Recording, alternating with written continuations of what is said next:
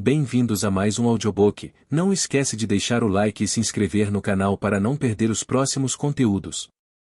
Compartilhe com seus amigos e não deixe de escutar os próximos capítulos. Se interessou no livro?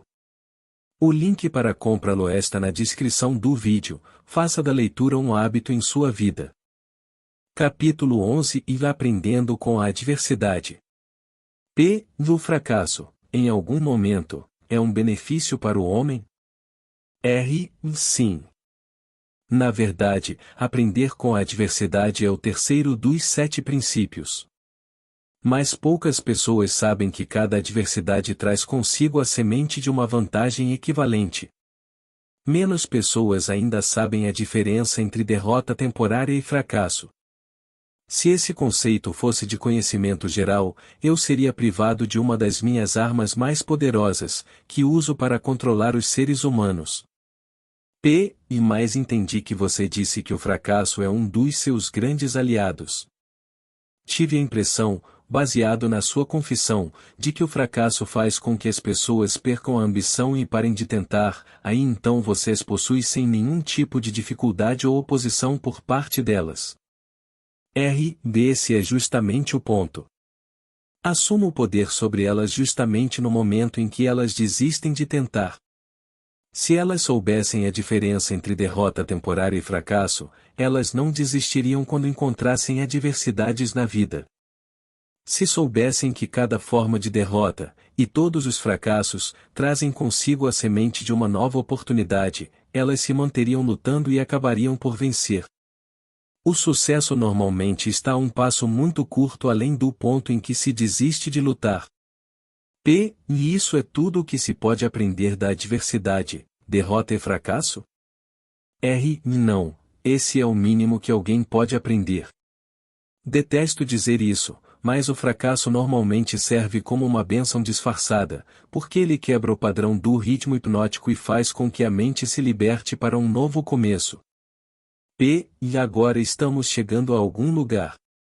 Então, você confessou, finalmente, que mesmo a lei natural do ritmo hipnótico pode ser e normalmente é anulada pela própria natureza.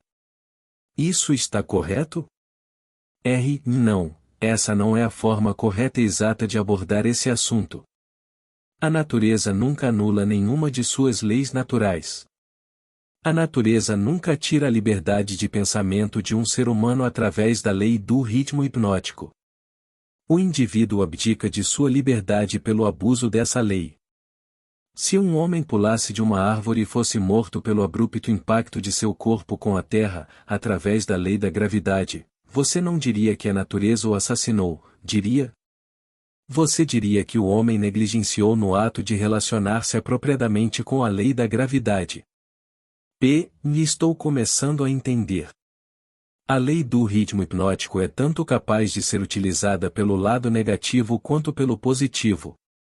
Ela pode levar uma pessoa para as profundezas, chegando à escravidão, através da perda do privilégio da liberdade de pensamento, ou ela pode ajudar uma pessoa a alcançar o topo de suas realizações, através do livre uso dos seus pensamentos, dependendo da forma como o indivíduo se relaciona com a lei. Isso está correto? Agora você está conseguindo entender. E sobre o fracasso. Uma pessoa não fracassa intencionalmente, pensando deliberadamente em falhar. Ninguém estimula a derrota temporária. Essas são circunstâncias sobre as quais o indivíduo não possui qualquer tipo de controle.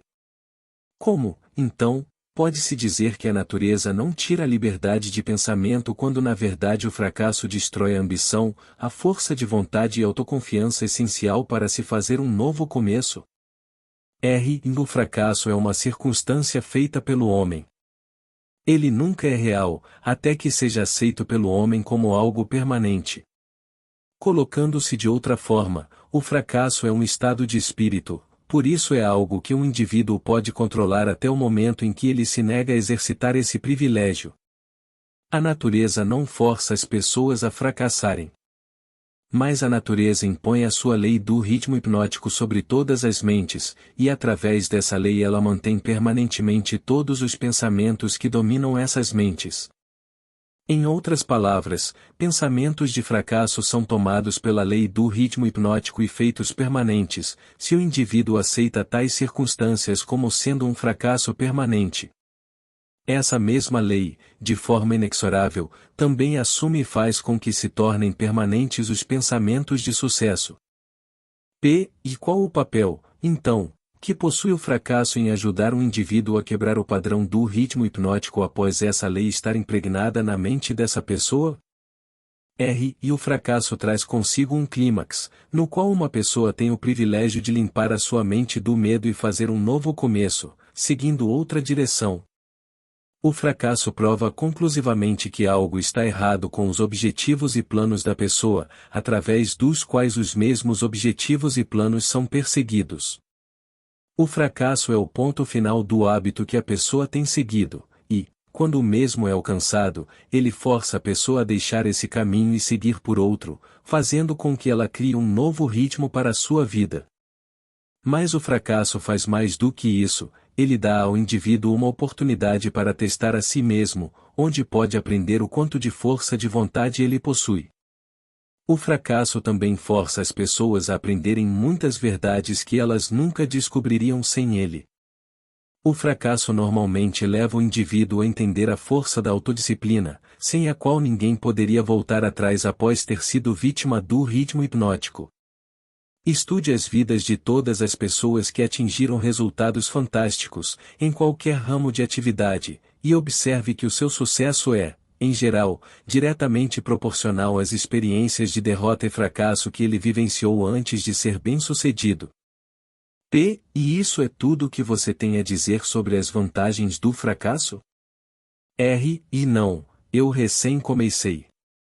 Se você quer o real significado da adversidade, do fracasso, da derrota e de todas as outras experiências que quebram os hábitos dos seres humanos e os forçam a formar novos hábitos, observe a natureza em seu trabalho.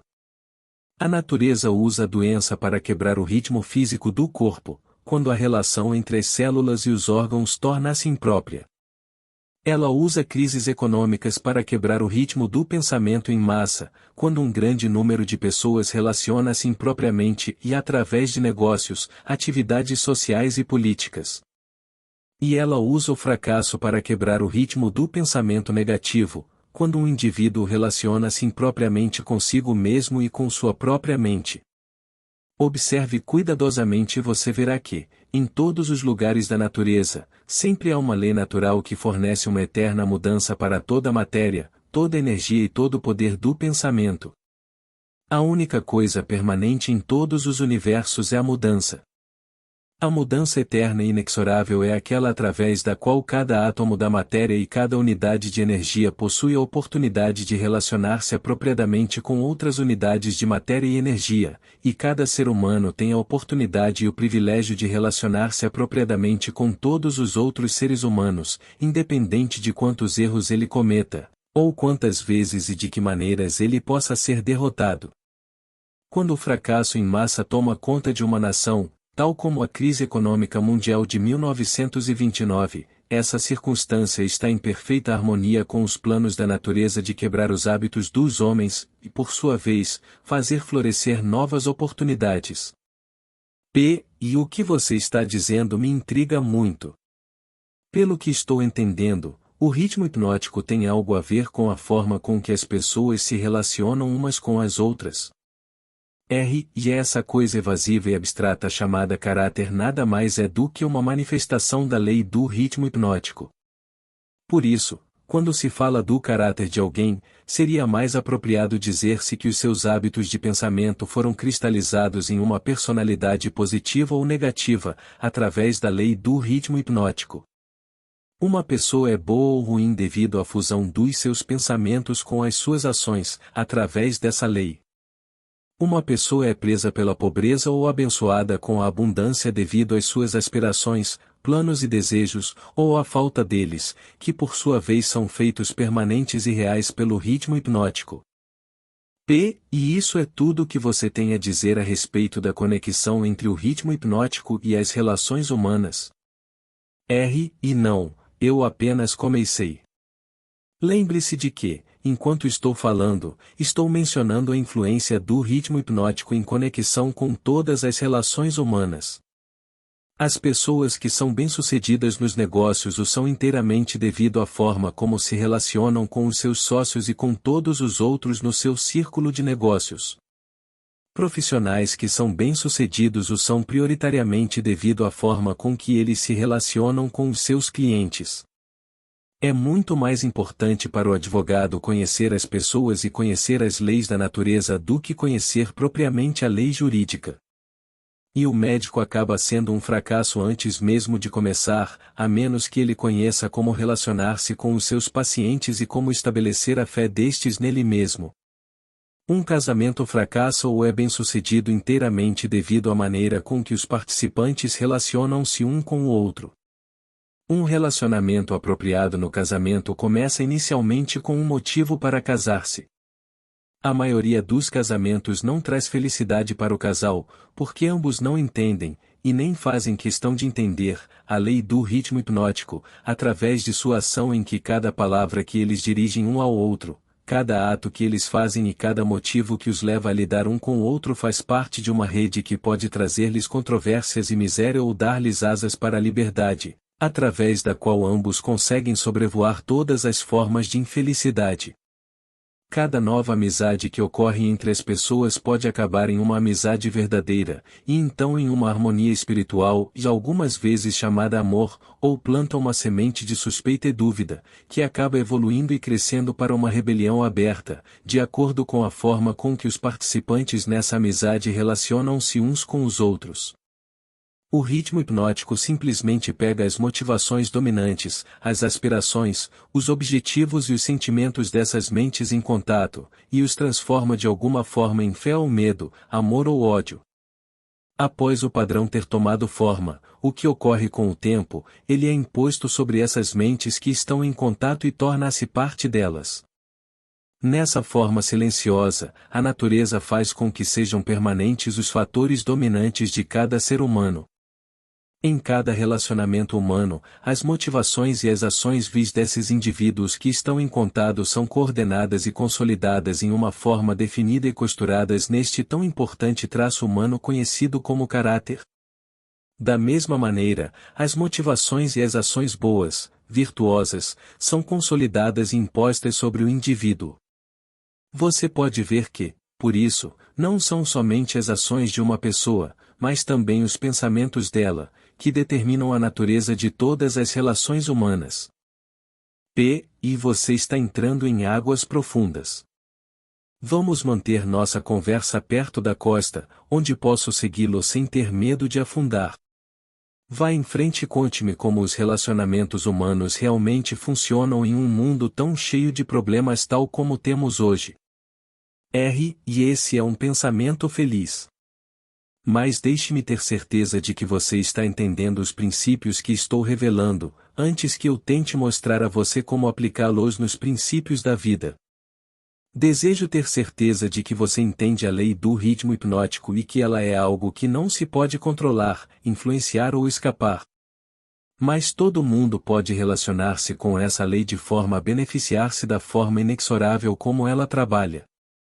Um relacionamento harmonioso com a lei consiste em um indivíduo modificar completamente os seus hábitos, de tal forma que ele consiga ser claro naquilo que ele realmente deseja e está disposto a aceitar. Ninguém pode modificar a lei do ritmo hipnótico, assim como ninguém pode modificar a lei da gravidade, mas todo mundo pode modificar a si mesmo. Lembre-se, contudo, que em resumo todos os relacionamentos humanos são feitos e mantidos pelos hábitos dos indivíduos relacionados. A lei do ritmo hipnótico executa o papel de solidificar os fatores que constituem as relações humanas, mas ela não cria esses fatores. Antes de irmos mais adiante com a discussão dos relacionamentos humanos, quero que você tenha um claro entendimento da mente subconsciente. O termo mente subconsciente representa um hipotético órgão físico que, na verdade, não possui existência real. A mente do homem consiste de energia universal e alguns chamam de inteligência infinita, que o indivíduo recebe, apropria-se dela e organiza em formas definidas de pensamento, através de um aparato físico completo conhecido como cérebro. Essas formas de pensamento são réplicas de vários estímulos que chegam ao cérebro através dos 5 sentidos, e do sexto sentido, que ainda não é bem conhecido. Quando qualquer forma de estímulo alcança o cérebro e toma a forma definida de um pensamento, ele é classificado e armazenado em um grupo de células cerebrais conhecido como grupo da memória. Todos os pensamentos de natureza similar são armazenados juntos, de tal forma que, quando se traz um pensamento, este mesmo leva facilmente ao contato de todos os outros pensamentos associados a ele. Esse sistema é muito similar à forma de armazenamento moderna de arquivos e também é operado de forma similar. As impressões de pensamento, as quais uma pessoa mescla com a maior quantidade de emoções ou sentimentos, são os fatores dominantes do cérebro, porque eles estão sempre próximos da superfície e no topo do sistema de armazenamento, vulgarmente falando, onde eles entram em ação voluntariamente, no momento em que o indivíduo se nega a exercitar a autodisciplina. Esses pensamentos cheios de emoção são tão poderosos que frequentemente fazem com que o indivíduo se coloque em ação e motive-se a fazer coisas que não seriam aprovadas pela faculdade da razão. Essas explosões emocionais normalmente destroem a harmonia em todos os relacionamentos humanos. O cérebro normalmente traz consigo combinações de sentimentos e emoções tão poderosas que acabam assumindo o controle e deixando a razão de lado. Em todas essas ocasiões, os relacionamentos humanos estão fadados a perder a harmonia. Através do funcionamento do sexto sentido, o cérebro de um ser humano pode contatar o arquivo de outros cérebros e inspecionar quaisquer impressões de pensamento que estejam presentes nele.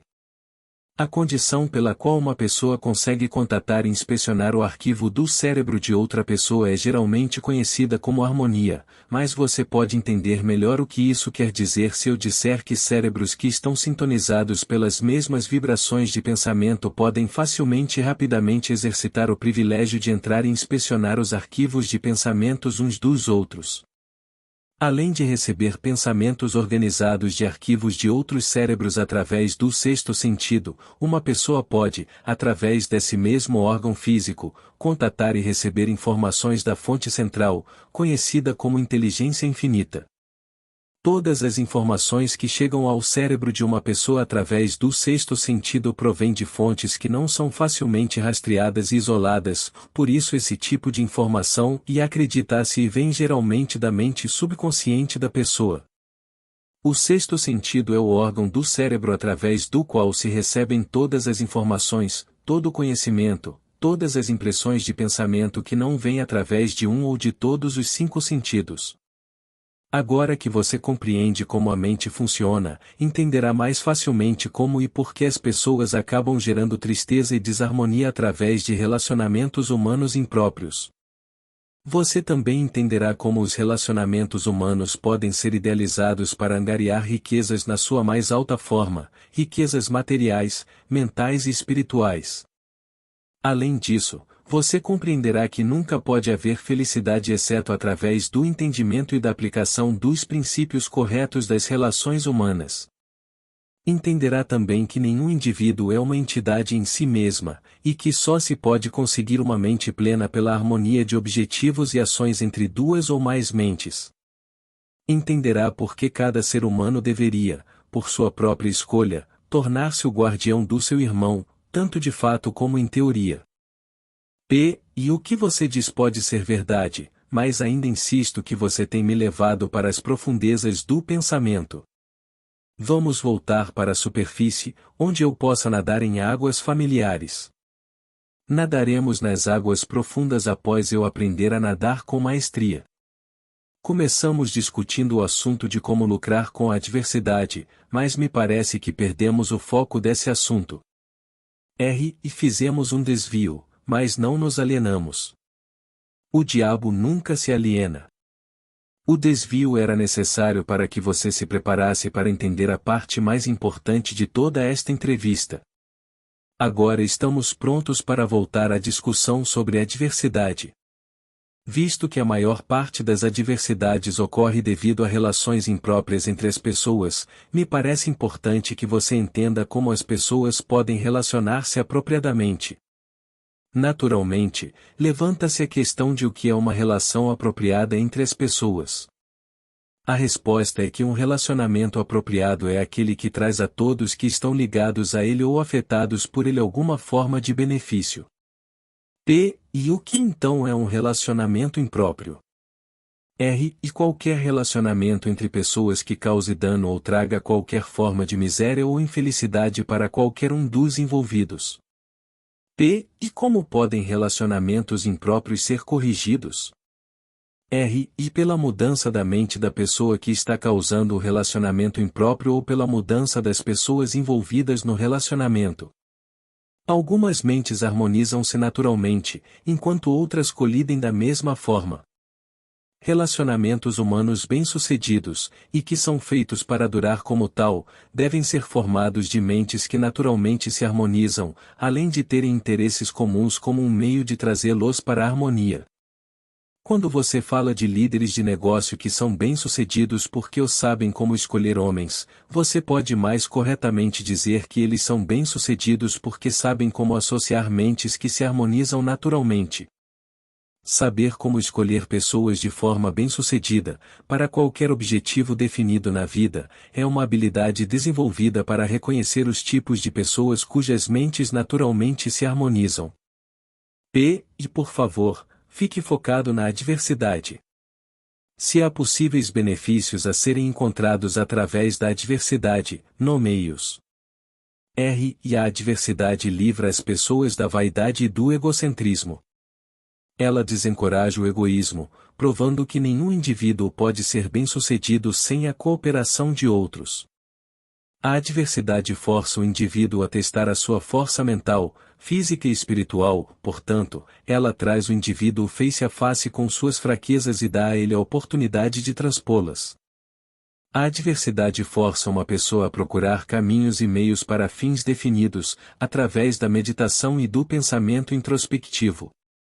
Isso regularmente leva à descoberta e ao uso do sexto sentido, através do qual a pessoa consegue comunicar-se com a inteligência infinita. A adversidade força uma pessoa a reconhecer a necessidade de uma inteligência que não está disponível dentro de sua própria mente, mas provém de fontes externas. A adversidade quebra velhos hábitos de pensamento e dá para a pessoa a oportunidade de formar novos hábitos, por isso, ela pode servir para quebrar o ciclo do ritmo hipnótico e mudar o seu funcionamento de negativa para fins positivos. E qual o maior benefício que uma pessoa pode receber através da adversidade? E o maior benefício da adversidade é que ela pode, e geralmente o faz, forçar uma pessoa a mudar os seus hábitos de pensamento, quebrando e redirecionando a força do ritmo hipnótico. E em outras palavras, o fracasso é sempre uma bênção quando ele força a pessoa a adquirir conhecimento ou para construir hábitos que levam à realização dos maiores objetivos da vida de uma pessoa. Isso está correto? E sim. E algo mais.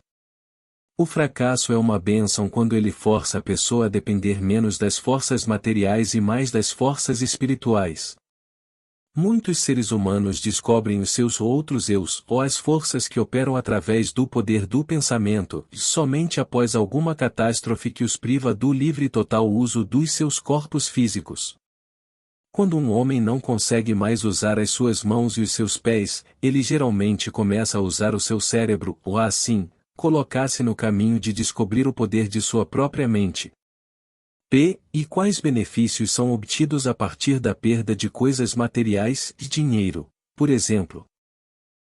E a perda de coisas materiais pode ensinar muitas lições necessárias, contudo nenhuma tão grande quanto a de não possuir controle sobre nada e de não ter certeza do uso permanente de qualquer coisa, exceto o poder do seu pensamento. E fico imaginando se esse não é o maior benefício disponível que se pode aprender através da adversidade. E não. O maior de todos os benefícios potenciais de qualquer circunstância, que leve uma pessoa a fazer um novo começo, é que ele fornece uma oportunidade para quebrar o equilíbrio do ritmo hipnótico e acaba desenvolvendo um novo parâmetro, com novos hábitos de pensamento. Novos hábitos oferecem a única saída para as pessoas que fracassam. A maior parte das pessoas que escapam do funcionamento negativo para o positivo da lei do ritmo hipnótico faz somente devido a alguma forma de adversidade, que as força a mudar os seus hábitos de pensamento. E a adversidade não é um agente potencial para quebrar a autoconfiança e, consequentemente, levar uma pessoa a desistir de ter esperança?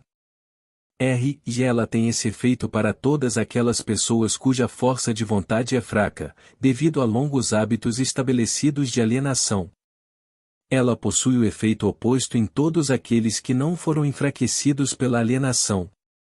O não alienado esbarra com o fracasso ou com a derrota temporária, mas a sua reação para todas as formas de adversidade é positiva. Ele luta em vez de desistir. E acaba ganhando. A vida não fornece imunidade contra a adversidade, mas a vida fornece a todo mundo o poder do pensamento positivo, que é suficiente para dominar todas as circunstâncias de adversidade e convertê-las em benefícios. O indivíduo possui a prerrogativa e o privilégio de usar ou negligenciar o seu direito de pensar apropriadamente para transpor todas as adversidades. Todo indivíduo é forçado tanto a usar o poder do seu pensamento para a obtenção de fins positivos e definidos como a negligenciar e usar esse poder para a obtenção de fins negativos. Não existe acordo nem recusa para o uso da mente. A lei do ritmo hipnótico força cada indivíduo a dar algum grau de uso, seja negativo ou positivo, para sua mente, mas não influencia o indivíduo sobre qual dos usos ele deverá fazer. E pelo que estou entendendo, e pelo que você diz, toda adversidade é uma bênção. E não, eu não disse isso.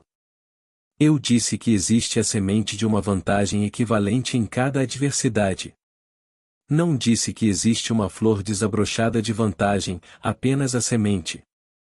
Geralmente, a semente consiste de alguma forma de conhecimento, alguma ideia ou plano, ou alguma oportunidade que não teria sido disponível, exceto através da mudança dos hábitos de pensamento que, por sua vez, acabaram sendo forçados pela adversidade. E esses são todos os benefícios disponíveis para os seres humanos advindos do fracasso?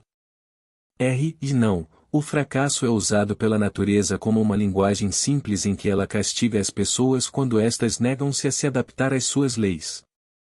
Por exemplo, a Guerra Mundial foi extremamente destrutiva e feita pelo homem. A natureza plantou nas circunstâncias da guerra a semente de uma reprimenda equivalente, na forma de uma crise econômica mundial. A crise foi inevitável e impossível de escapar. Ela procedeu à guerra tão naturalmente quanto a noite precede o dia e, pelo funcionamento da mesma lei, a lei do ritmo hipnótico. E pelo que estou entendendo, a lei do ritmo hipnótico é a mesma que Ralph Waldo Emerson chamava de lei da compensação?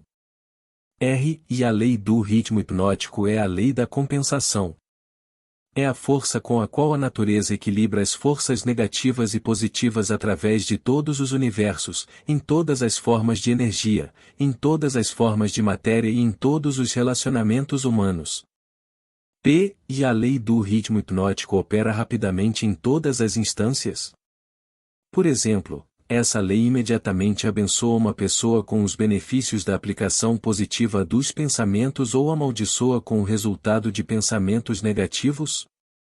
E definitivamente, a lei funciona, mas nem sempre é rapidamente. Tanto os benefícios quanto as penalidades incorridas através da lei podem ser colhidas por outros, tanto antes quanto após a sua morte. Pode-se observar que essa lei realmente funciona, porque ela força sobre uma geração de pessoas os efeitos tanto dos pecados quanto das virtudes das gerações precedentes.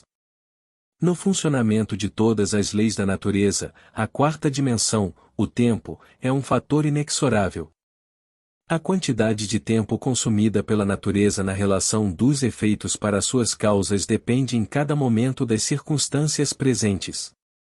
A natureza faz crescer uma abóbora em 3 meses. Um carvalho leva 100 anos para chegar a um bom tamanho. Ela converte um ovo em uma galinha em 4 semanas, mas ele requer 9 meses para converter um óvulo de um ser humano em um indivíduo.